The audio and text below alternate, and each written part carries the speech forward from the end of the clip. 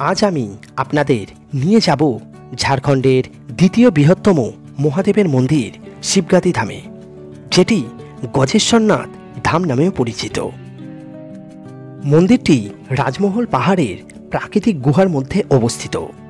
সারা বছর এই মন্দিরে ভক্তদের ভিড় লেগেই থাকে, তবে শ্রাবণ মাস যেহেতু মহাদেবের মাস, তাই এখানে অনুষ্ঠিত হয় এক বিরাট শ্রাবণী মেলা।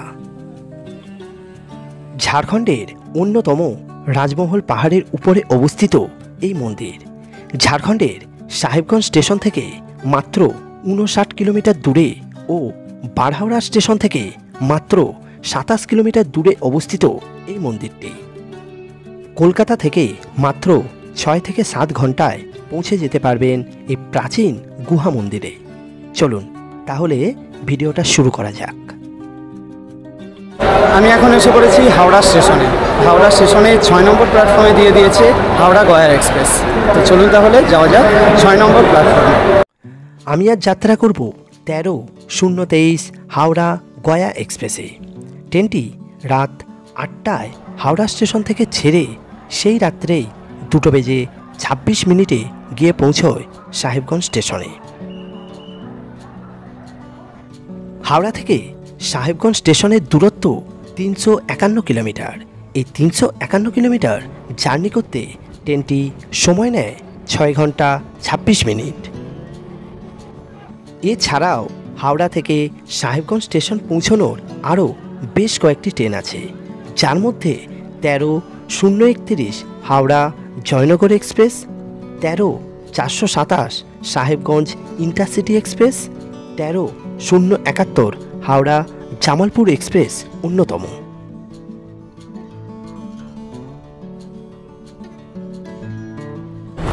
এখন সময় 3:08 আর আমাদের ট্রেন 13:023 হাওড়া গয়া এক্সপ্রেস এসে পৌঁছেছে সাহেবগঞ্জ স্টেশনে।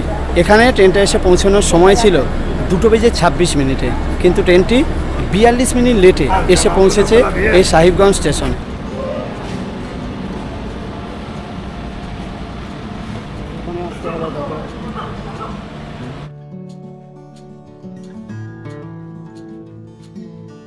মাঝরাতে সাহেবগঞ্জ স্টেশন পৌঁছে স্টেশনের সেকেন্ড ক্লাস ওয়েটিং রুমে রেস্ট নিয়ে অপেক্ষা করুন ভোর হবার। সাহেবগঞ্জ স্টেশনের সেকেন্ড ক্লাস ওয়েটিং রুম বেশ পরিষ্কার পরিচ্ছন্ন। আমি এখন রয়েছি সাহেবগঞ্জ স্টেশনের বাইরে, আর এই যে সাহেবগঞ্জ স্টেশনটা খুব সুন্দরভাবে সাজানো। এই দেখুন, আর স্টেশনের বাইরে থেকে একটা অটো নিয়ে খুব সহজেই পৌঁছে যান শিবগাতি ধামে। আর যদি হোটেল নিতে চান তাহলে সাহেবগঞ্জ স্টেশন থেকে 1.5 কিলোমিটার দূরেই রয়েছে বাজেট ফ্রেন্ডলি চাণক্য হোটেল। চাণক্যতে, আর এই দেখুন হোটেল চাণক্যর রুম বেশ পরিষ্কার পরিচ্ছন্ন। এই হচ্ছে ডবল বেডের একটা খাট, পাশেই রয়েছে দুখানা চেয়ার, এখানে রয়েছে একটি কাভার্ড যার ভিতরে আপনাদের ব্যাগপত্র রাখতে পারবেন। তার পাশেই রয়েছে এই যে একটি টিভি, আর এই পাশে রয়েছে ওয়েস্টার্ন টয়লেট। দেখুন সামনেই রয়েছে একটি আয়না, বেসিন, আর এদিকে ওয়েস্টার্ন কুমোট। আমাদের অটো এসে গেছে। এই হচ্ছে আমাদের অটো, আর এই হচ্ছে আমাদের আজকে গাইড কাম ড্রাইভার দাদা। দাদার নাম কি আছে? অমিত সিং। আচ্ছা দাদা, সাহেবগঞ্জ থেকে শিবগাতি ধাম যাবার পথের প্রাকৃতিক সৌন্দর্য, একপাশে গঙ্গা নদী ও একপাশে রাজমহল পাহাড়ের দৃশ্য কোনো পটচিত্র থেকে কোনো অংশে কম নয়। আর এই সময় বর্ষার জলে গঙ্গা নদী পরিপুষ্ট ও রাজমহল পাহাড়ের সবুজ রং আরও সবুজ হয়ে উঠেছে। কলকাতা থেকে মাত্র 7 ঘন্টা দূরে একদিনের ছুটিতে এমন সুন্দর জায়গা আপনার ভ্রমণ লিস্টে যোগ হবার যথেষ্ট দাবিদার। এই মন্দিরে পৌঁছানোর প্রাকৃতিক দৃশ্য যেমন সুন্দর, তেমনি এই জায়গার আধ্যাত্মিক ও পৌরাণিক গুরুত্ব অপরিসীম।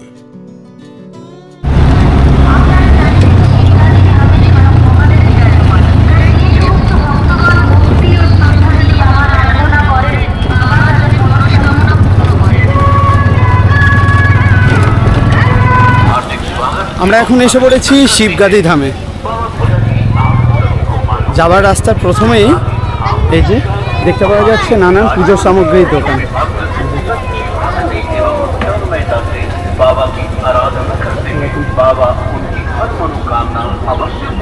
ঠিক আছে, এই যে পুজো নিয়ে নিয়েছি, চলুন এই যে চলুন গিয়ে শিবগাদি ধামে পুজো দেওয়া যাক। अजय कुमार ललमटिया निवासी जिन्होंने 51 रुपए के दान दिए बाबा इनकी मनोकामना को। এখন এখানে প্রচুর খাওয়া দাওয়ার হোটেলও রয়েছে, ফারাক্কা হোটেল।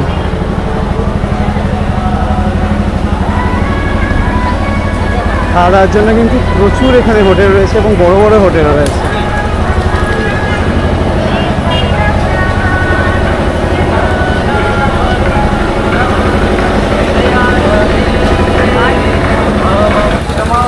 বিশাল বড় কিন্তু এই জায়গাটি।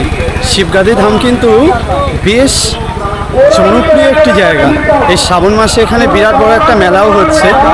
আর এখানে যাবার আগে দুধারে কিন্তু প্রচুর এই যে পুজো সামগ্রীর দোকান দেখতে পাচ্ছি। এই দেখুন সামনের দিকে, এই দেখুন নেওয়া হয়ে গেছে। আর এখানে হ্যাঁ, এখানে কিন্তু মানুষ বাংলাতে সম্পূর্ণ কথা বলছে।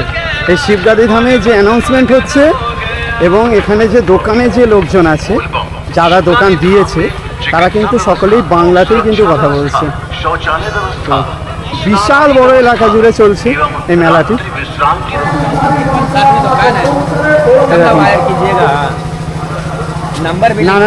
নানান জিনিস, এ দেখুন দোকানের নম্বর A54 এবং A53। কত নম্বর অব্দি দোকান আছে? बहुते दुकान है, বহুতে দোকান হ্যাঁ না? 150-200 दुकान है, प्रसाद दुकान 150-200 প্রসাদের দোকান, শিব প্রসাদের দোকান, খাওয়া দাওয়ার দোকান আলাদা? अलग अलग আছে। আচ্ছা আচ্ছা।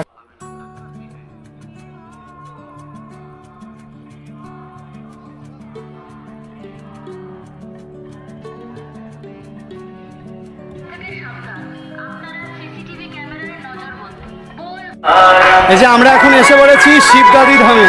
এই দেখুন হ্যাঁ,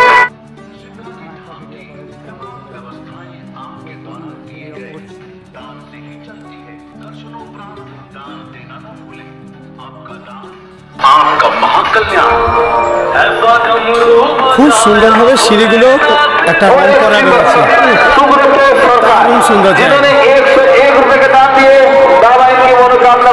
রাজমহলের সাইট সিনগুলোর মধ্যে এটি অন্যতম একটি সাইট সিন, আর ততটাই জনপ্রিয় সাইট সিন। এখন আমরা চলছি শিবগাদি ধামের মূল মন্দির। এই সিঁড়ি দিয়ে আপনাদের পৌঁছাতে হবে মূল মন্দিরে। মূল মন্দিরে পৌঁছানোর জন্য ভক্তদের প্রায় 195টি সিঁড়ি বেয়ে উপরে উঠতে হয় এবং এই যাওয়ার পথটি দুপাশে পাহাড় ও সবুজে ঘেরা, যা আধ্যাত্মিক যাত্রাকে আরও সমৃদ্ধ করে।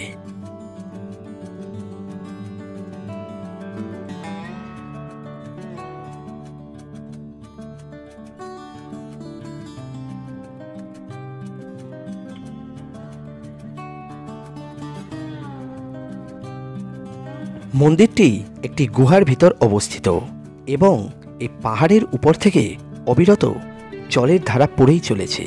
এই জলের ধারা নিচ দিয়ে ভিজে আপনাদের মন্দিরে প্রবেশ করতে হবে এবং এই জল নিয়ে আপনারা চাইলে শিবলিঙ্গে অর্পণ করতেও পারেন। পাথরের গা বেয়ে গুহার মধ্যে থাকা শিবলিঙ্গের উপর এই জলের ধারা অবিরাম পড়েই চলেছে। মন্দির ও গুহার মধ্যে শিবলিঙ্গের উপর প্রাকৃতিক এই জলের ধারা এই মন্দিরের একটি স্বতন্ত্র দিক। বর্ষাকালে এই জলের ধারার মাত্রা বেড়ে যায় আরও কয়েক গুণ।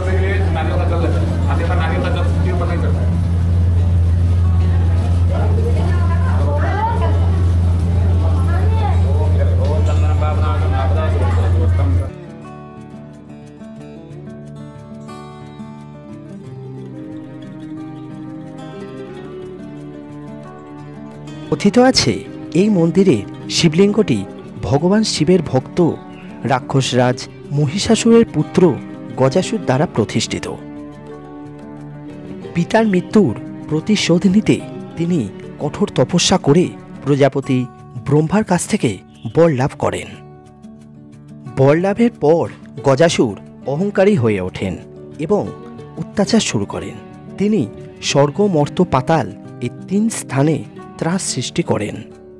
গজাসুরের অত্যাচারে অতিষ্ঠ হয়ে দেবতারা মহাদেবের শরণাপন্ন হন। মহাদেব গজাসুরের সাথে যুদ্ধ করে তাকে পরাজিত করেন। এই গুহা মন্দিরের ভিতর প্রধান দেবতা দেবাদিদেব মহাদেব হলেও সাথে দেবী পার্বতী, ভগবান গণেশ, ভগবান কার্তিকেয় এবং নন্দীশ্বরের মূর্তি পূজিত হয়। সারা বছর এই মন্দিরে ভক্তদের ভিড় লেগেই থাকে। তবে শ্রাবণ মাস ও মহাশিবরাত্রিতে এই মন্দিরে ভক্তদের উল্লেখযোগ্য ভিড় লক্ষ্য করা যায়।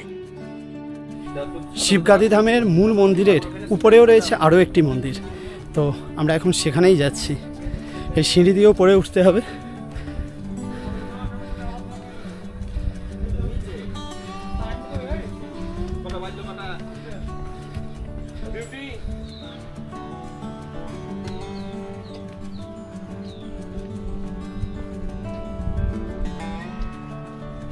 মূল মন্দিরের পাশ দিয়েই একটি সিঁড়ি উঠে গিয়েছে, সেই সিঁড়িটাই গিয়েছে সেই মন্দিরে।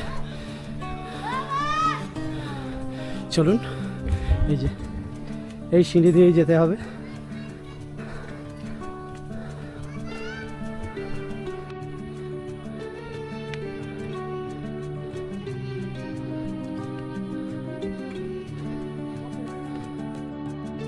ভিডিওটা ভালো লেগে থাকলে একটা লাইক ও শেয়ার করে দেবেন এবং আরও নতুন বেড়ানোর ভিডিও পাওয়ার জন্য চ্যানেলটা সাবস্ক্রাইব করে দিয়ে বেল নোটিফিকেশনটা অন করে দিন।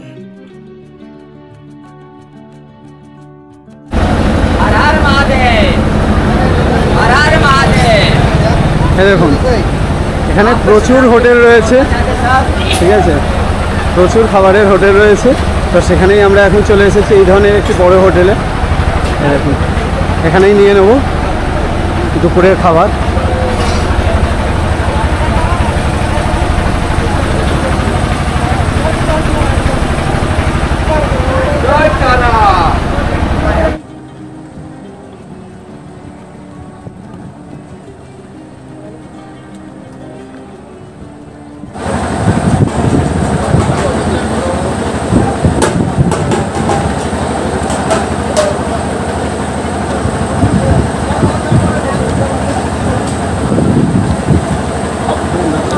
টাকা 50 টাকা দামি সবজি ভাতটা।